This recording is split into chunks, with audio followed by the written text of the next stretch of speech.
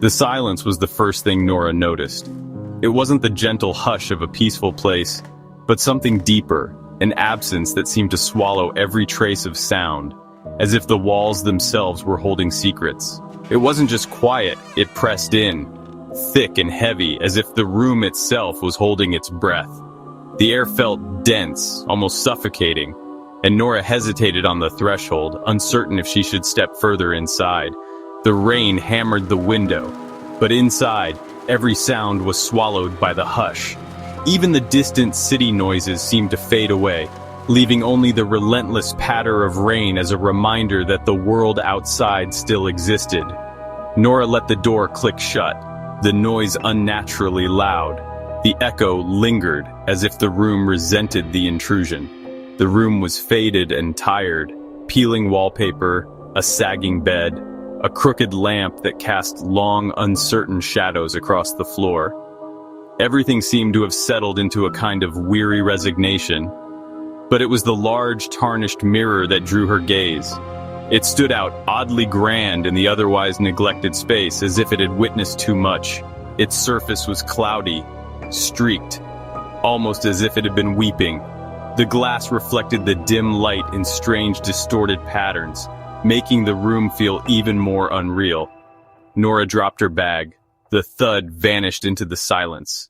It was as if the room absorbed every sound, refusing to let anything escape. A chill crept over her, deeper than the storm outside.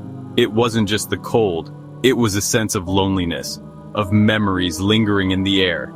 It felt like stepping into someone else's memory, a place marked by sorrow. Nora wondered who had stayed here before, and what stories the silence was hiding. She told herself it was just an old hotel room, but the sense of being watched lingered. Every shadow seemed to shift, every corner held a secret. She peered out the window at the flickering neon sign below, the world outside distant and unreachable. The city lights looked blurred by the rain, as if she were separated from reality by a thin, invisible veil. Room 313 felt like a world apart, a pocket of forgotten time. The clock on the nightstand had stopped, as if time itself refused to move forward here. The silence waited, patient and hungry, as if it was expecting her to break it, or become part of it forever. The rain began as a drizzle, then became a relentless torrent, blurring the road ahead. Nora's car sputtered and died on a deserted highway. Through the downpour, she spotted a flickering red sign. Blackwood Hotel. Desperate for shelter, she grabbed her bag and braved the storm. The lobby was dim, smelling of damp and decay. A lone man sat behind the desk, his face shadowed. "I need a room," Nora said, shivering. The receptionist nodded, retrieving a heavy brass key, 313. He hesitated, eyes flickering with something like warning, then slid the key across. "Third floor, end of the hall." Nora took the key, feeling the weight of his gaze. The storm raged outside, but inside, something else waited. She climbed the stairs, heart pounding. Nora changed into dry clothes when she heard it. A faint whisper, almost lost in the wind. It was a sound of sorrow, so soft she questioned if it was real. The feeling of being watched intensified, prickling her skin. Shadows in the room seemed to shift, stretching at the edge of her vision. Suddenly, the wardrobe door creaked open, slow and deliberate. No draft, no explanation. The darkness inside felt like an open mouth, waiting. A cold breath brushed her cheek. The whisper came again, closer. "So sad," it sighed, a woman's broken voice. Nora pressed herself against the wall, eyes squeezed shut. This was not the pipes, not the wind. The room was alive, and it knew her name. It knew her sorrow. The silence returned, heavier than before. Nora's heart raced, trapped in the room's grip. Desperate for distraction, Nora searched the nightstand and found a small, worn diary. Its cover cracked and edges softened by years of anxious hands.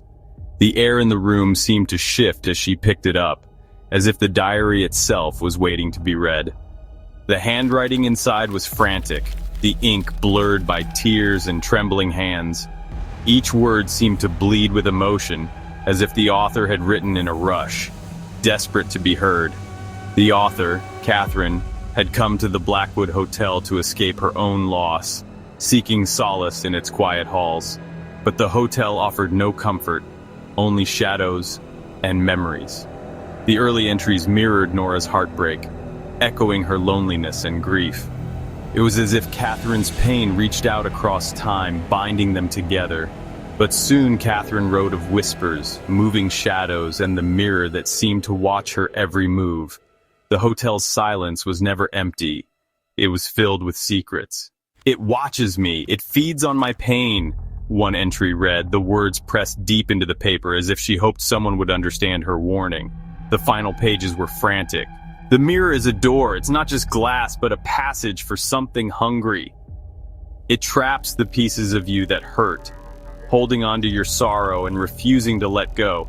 You have to break it first, before it breaks you." The warning was clear, urgent, a desperate plea from someone who had seen too much.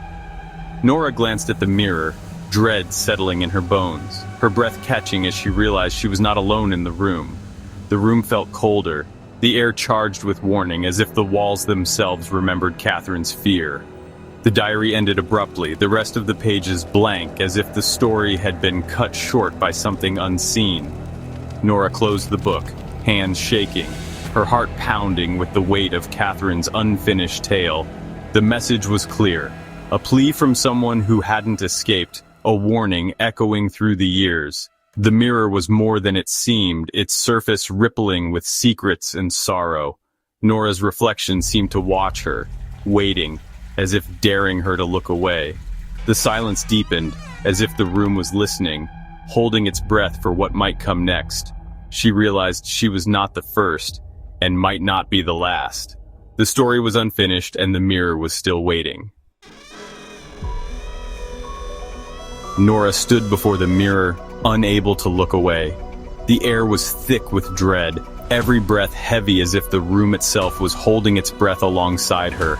Her reflection blurred, shifting into the hollow-eyed face of another, Catherine. The glass seemed to ripple, as if it were a pool disturbed by a stone, distorting the boundary between past and present.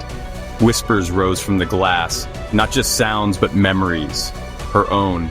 They slithered into her ears, familiar yet distant, like echoes from a forgotten dream. Her mother's laughter, the screech of tires, the shattering of glass, the final, "I love you." Each memory flickered behind her eyes, vivid and raw, refusing to fade. Each memory stabbed fresh, the mirror feeding on her grief. It seemed to hunger for her pain, drawing strength from every tear she shed. She stumbled back, covering her ears, but the sounds echoed inside her mind. No matter how hard she tried, she couldn't silence the relentless chorus of sorrow. The mirror's surface swirled with dark shapes, wreckage, flashing lights, loss. Shadows twisted and danced, painting her fears across the glass. It was devouring her sorrow, leaving her empty. The more she gazed, the more hollow she felt, as if her spirit was being drained away. "It's not real," she whispered, but the pain was. The ache in her chest was sharp, undeniable, grounding her in the nightmare. The mirror reflected not just her image, but her soul's wounds. Every crack in the glass mirrored a fracture within her heart. Catherine's warning echoed, "It traps the pieces of you that hurt." The words lingered, chilling and true, a secret the mirror would never release. Nora saw her tears in the glass and understood. The mirror thrived on her suffering, growing stronger with every drop that fell. The mirror was taking her piece by piece. Her reflection faded, dissolving into fragments as if she were being erased from her own life. The room pressed in, hungry for more. Shadows crept closer, suffocating as if the darkness itself wanted to claim her. Nora's resolve began to crack. Her hands trembled, knuckles white, as she fought to hold on to herself. The silence was now filled with echoes of the past, each one a reminder that the mirror's hunger was never satisfied. The room grew colder, the chill seeping from the mirror. A thin, black crack appeared in the glass, creeping downward with a grinding sound. With every inch, Nora felt herself slipping away, memories fading, her mother's face blurring. The mirror was fracturing her, siphoning her essence into its void. She remembered Catherine's words. "My reflection was broken, cracked like glass. Nora's image split along the crack, her face disjointed.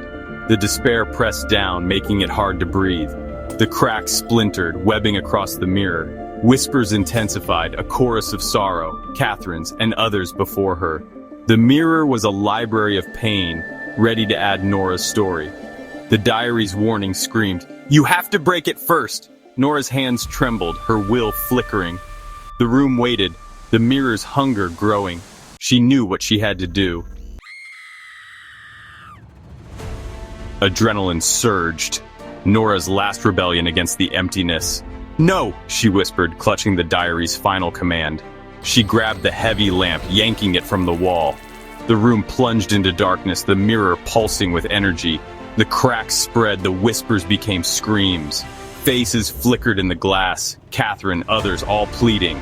Nora raised the lamp, her reflection fractured and terrified. With a scream of rage and grief, she hurled the lamp at the mirror. The impact was explosive, a shattering liberation. Silvered shards rained down, the voices silenced. Nora gasped for breath, the silence absolute. The mirror was broken, the room was still. Nora stood trembling in the aftermath. The silence was different now, empty, not oppressive.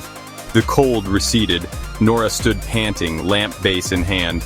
The mirror's frame hung empty, shards scattered across the floor.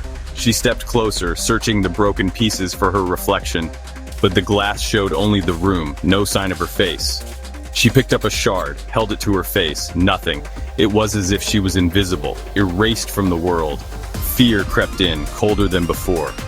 The next morning, a housekeeper entered room 313. The bed was untouched. Nora's bag by the door. Only the shattered mirror hinted at what had happened. The receptionist remembered her, but security footage showed only empty air. The door opened and closed on its own. It was as if Nora had never been there. The room was empty, but the silence lingered. Room 313 waited for its next guest. The story of room 313 never ends. The Blackwood Hotel still stands, waiting for the next lost soul. The receptionist still hands out the heavy brass key, eyes full of weary knowledge. Sometimes guests in the next room hear weeping or shattering glass. But room 313 is always empty. The mirror was replaced, but the room is the true trap. The mirror is just the keyhole through which the room looks at you. This is a warning for the heartbroken, the grieving, the lost. Some places are hungry for your sorrow, patient and silent. Their comfort is a cage, their silence, a lie. They will pull you apart until nothing is left but an echo. Be careful which doors you open when you're lost. Some rooms, once you check in, you never truly leave. You just become part of the silence, forever.